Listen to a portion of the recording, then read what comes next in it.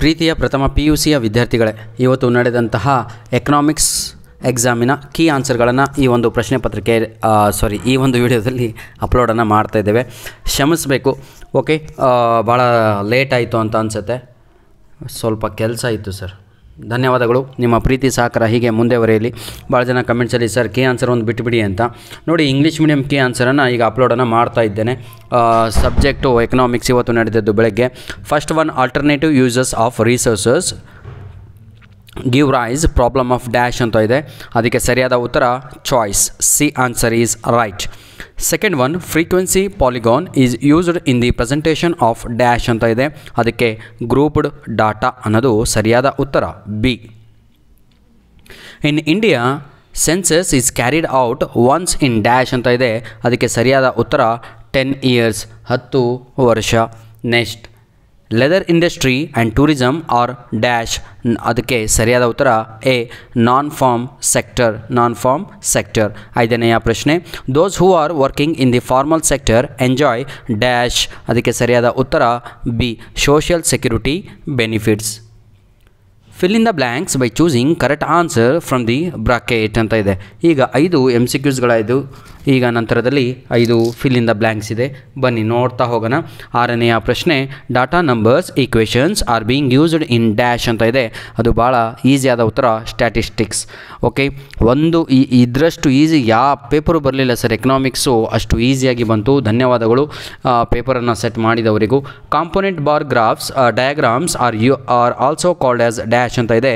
Sub divided bar diagrams. The choice of target groups is very important while preparing the dash ಅಂತ ಇದೆ. ಅದಕ್ಕೆ project reports. Small ಕೇಸ್ industries use more of dash ಅಂತ ಇದೆ. ಅದಕ್ಕೆ labour than large scale industries. Answer is labour.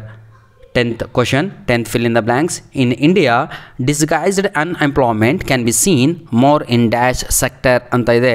ಅದಕ್ಕೆ ಸರಿಯಾದ ಉತ್ತರ ಅಗ್ರಿಕಲ್ಚರ್ ಅಂತ ಹೇಳ್ತೀವಿ. ಬನ್ನಿ ಸರ್, ಮ್ಯಾಚ್ ದ ಫಾಲೋಯಿಂಗಲ್ಲಿ ನಾವು ನೋಡೋದಾದರೆ ಮ್ಯಾಚ್ ದ ಫಾಲೋಯಿಂಗಲ್ಲಿ ಸೆನ್ಸಸ್, ಅದಕ್ಕೆ ಸರಿಯಾದ ಉತ್ತರ ಕವರ್ಸ್ ಎವ್ರಿ ಇಂಡಿವಿಜುವಲ್. ಹೌದಲ್ವಾ? ಈ ರೀತಿಯಾಗಿ ತಾವುಗಳು ಬರೀಬೇಕಿತ್ತು.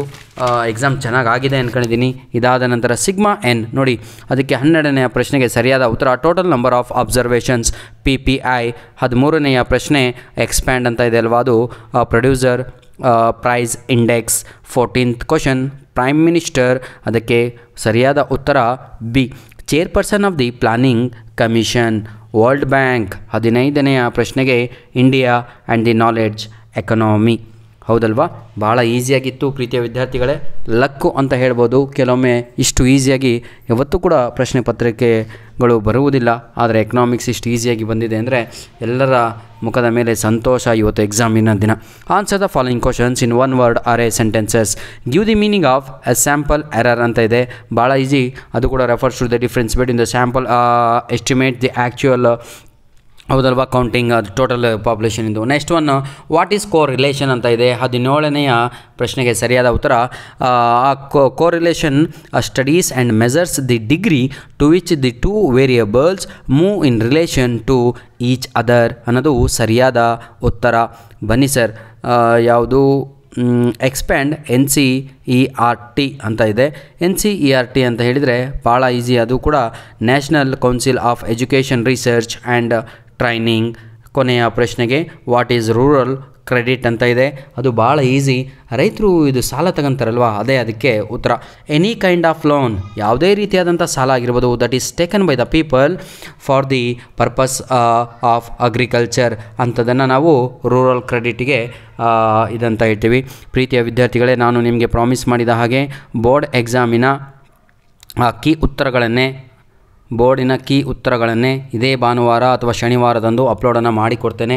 ಸ್ವಲ್ಪ ಸಮಯ, ಸ್ವಲ್ಪ ಪೇಷನ್ಸು ನಿಮ್ಮ ಹತ್ರ ಇರಲಿ ಅಂತ ಹೇಳ್ತಾ ವಿಡಿಯೋವನ್ನು ಇಲ್ಲಿಗೆ ಮುಗಿಸ್ತಾ ಇದ್ದೇನೆ. All the best. Okay, I think ನಿಮ್ಮ ಕೇವಲ ನಾಳೆ ಹಿಂದಿ ಇರ್ಬೋದು. ಭಾಳ ಜನಕ್ಕೆ ಕನ್ನಡ ಇದ್ದವ್ರದ್ದು ಎಕ್ಸಾಮೇ ಮುಗಿದೋಯ್ತು. ಓಕೆ, ಇನ್ನೂ ಸಂಸ್ಕೃತ ತಗೊಂಡವರು ಸೋಮವಾರ ತನಕ ವೇಟ್ ಮಾಡಬೇಕಾಗತ್ತೆ. ಸೈನ್ಸ್ ವಿದ್ಯಾರ್ಥಿಗಳು ಶನಿವಾರ ಮುಗಿದೋಗುತ್ತೆ. ಹೌದಲ್ವಾ? ಈ ರೀತಿಯಾಗಿ ಎಲ್ಲರದು ಬೇರೆ ಬೇರೆ ದಿನ ಇದೆ. ಧನ್ಯವಾದಗಳು. ನಿಮ್ಮ ಪ್ರೀತಿ ಸಹಕಾರ ಹೀಗೆ ಇರಲಿ. ಈಗ ಕನ್ನಡ ಮೀಡಿಯಂ ಅಪ್ಲೋಡ್ ಮಾಡುತ್ತೇನೆ. ಧನ್ಯವಾದಗಳು.